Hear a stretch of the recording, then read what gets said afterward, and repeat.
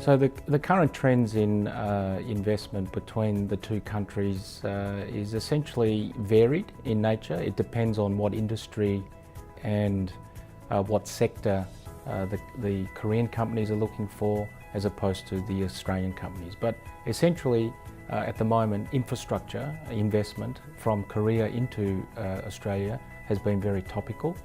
And I point to GS Engineering Construction's involvement in the Brisbane River Crossing project, where they're looking to invest not only equity but be part of a construction element.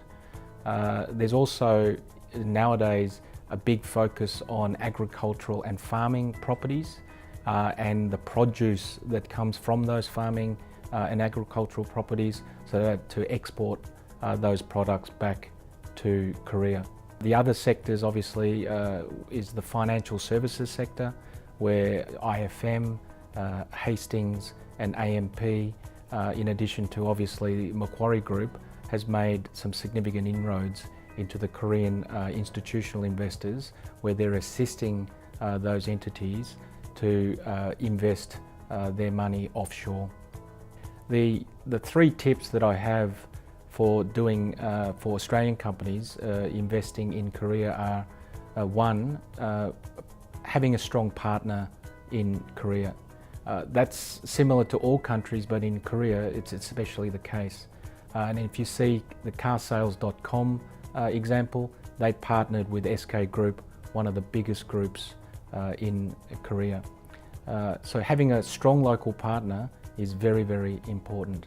The next tip is investing in areas where Australian companies can add value.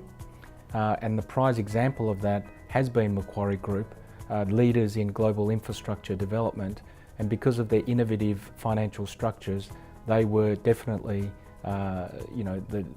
important for Korea's development in the early 2000s.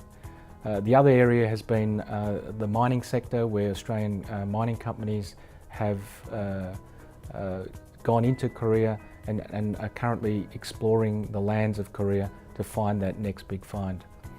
And the third point that I'd like to make is to take a long-term strategy and vision. Macquarie Group was not an overnight success. Certainly it took them a long time to put a deal together, and so unless that you're prepared to invest in that country, open up an office and make good relationships, it's going to be difficult for an Australian company to effectively do business in Korea. The current the Korean financial institutions and their view on Australia. Australia is seen as a very safe and also transparent destination for financial investment.